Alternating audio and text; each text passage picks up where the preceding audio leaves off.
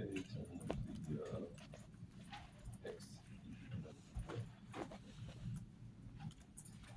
Okay. Does that look like the code up there? Anybody have any questions? Does that look good? And then we'll say that I'm going to get up. We're going to do the exact same thing for the dx dt equation. So we'll say x em, okay.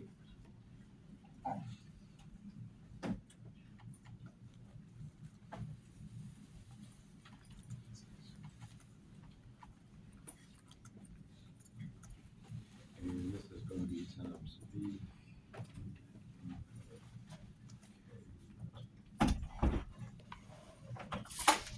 So that's why this is what we call an explicit code. Because every time I'm writing these equations in terms of stuff that I already know. Do I have any questions?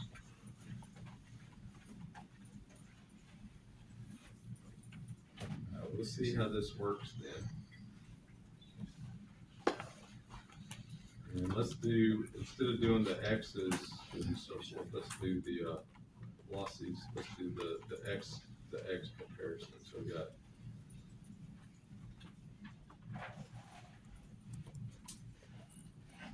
see how this does.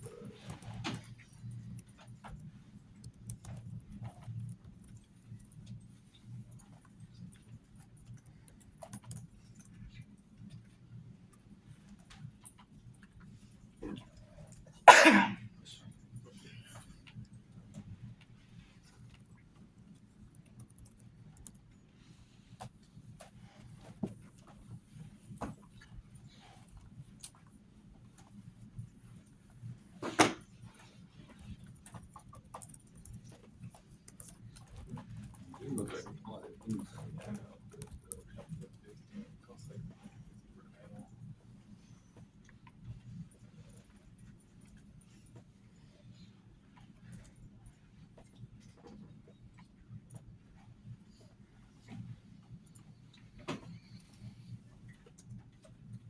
Let's check this out.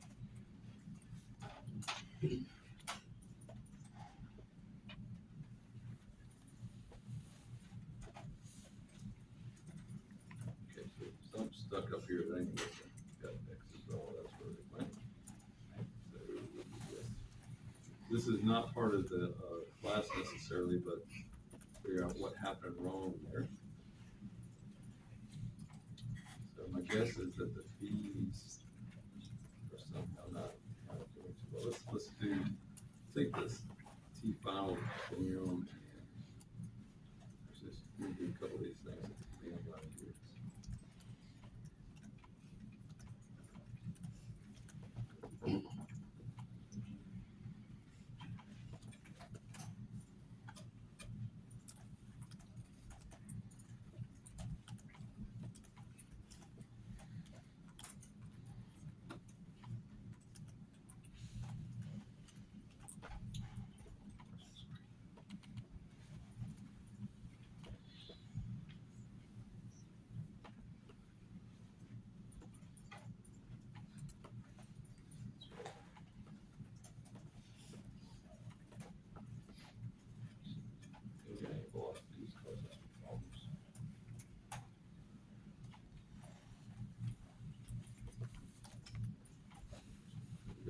No velocity the whole time.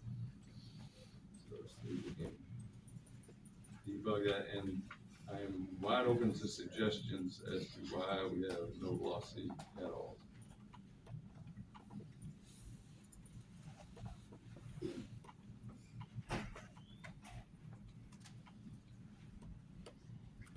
Let's do a couple of steps.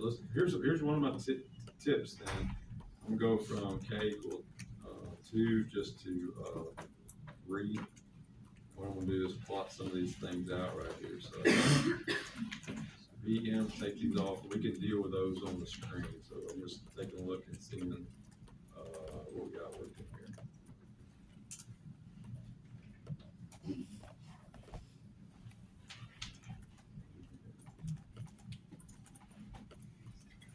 XDMs are good, but they're not moving.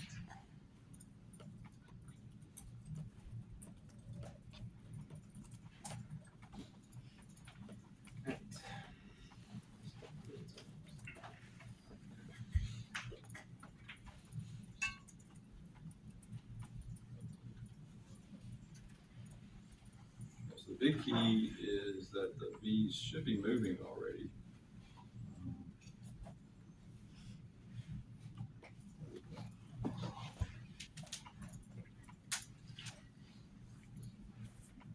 Let me turn the number of steps down to just to make this.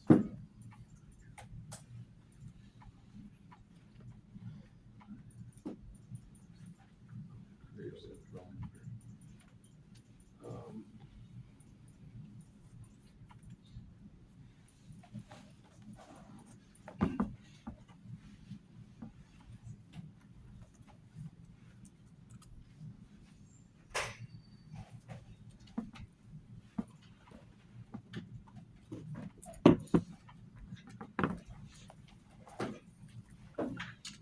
So as part of this,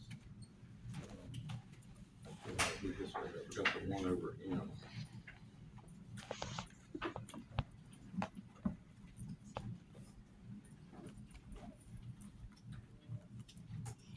That's not going to matter, but should be there, speaking.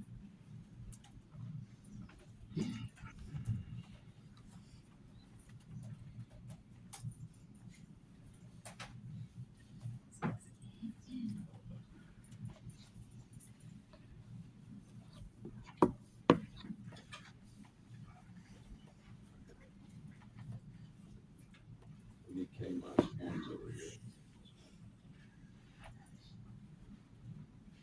I'll just leave. Did y'all see that? That's got to be a previous one. All right. Pretty sure this will fly.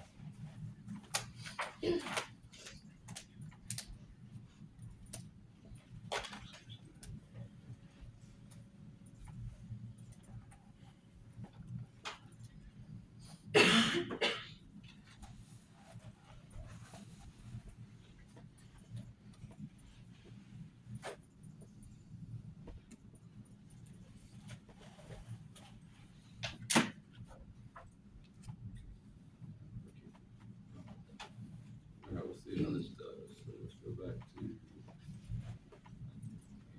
get all this stuff geared up.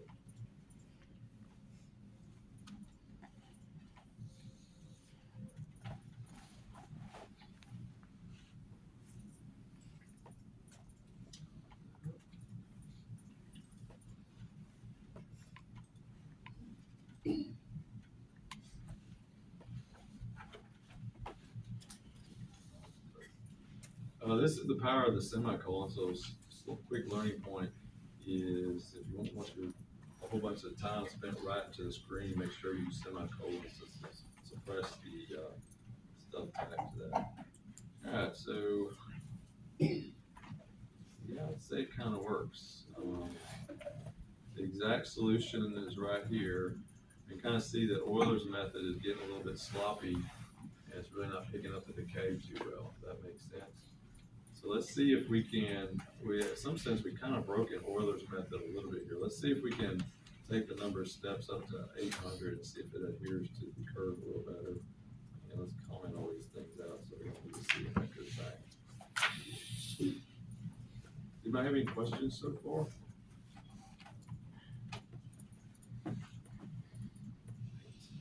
So I think, like I say, a good way to do this class, there's several ways. One way is to try to catch my mistakes and take cell phone pics. Some people like to program as they go, and that's cool too. So some type of way to keep y'all, yourself engaged, whatever way works the best for you. Some people take notes, or, whatever. After a few passes through this, you probably do better.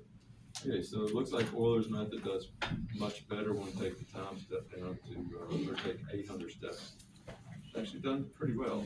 I'm a little bit disgusted because I was kind of hoping that Euler's method wouldn't do so well. Trust me, it does not do great at all. If you use it enough, you're going to be really disgusted with it. In a particular case, it did pretty well. All right, so let's look at a plot of the velocity. The reason I was hoping to break it is because that way y'all would want to see how well we can do with other, what we actually use. Instead of this, let's plot the velocities.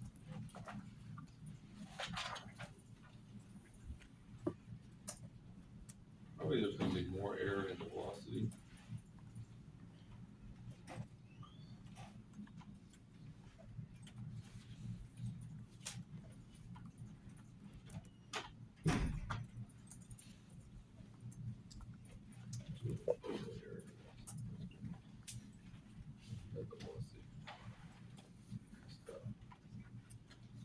You know, honestly, Euler's method is so simple, that I think we had a sign wrong in our velocity. Everything looks to be out of phase. So let's see.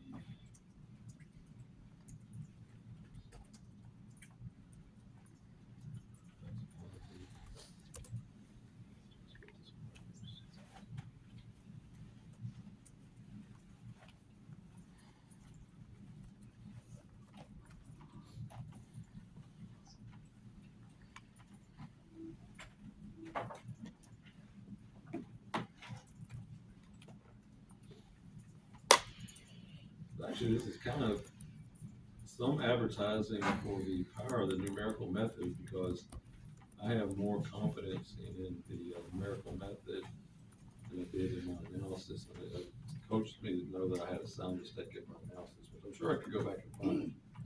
But the numerical method is so simple. Anyway, so that's the velocity, and I feel pretty good that it's working. It's reasonably well. Okay. All right.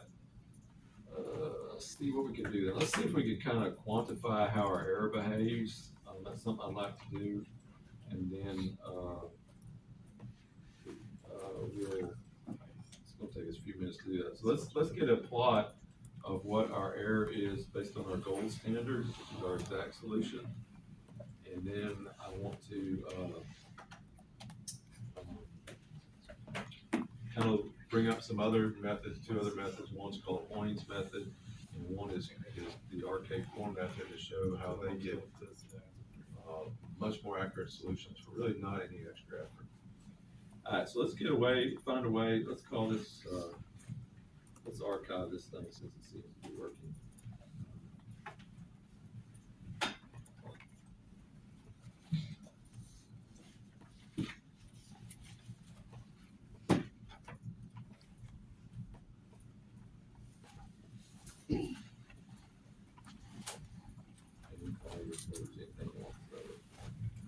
Let's go and let's tweak this up and see if we can find a way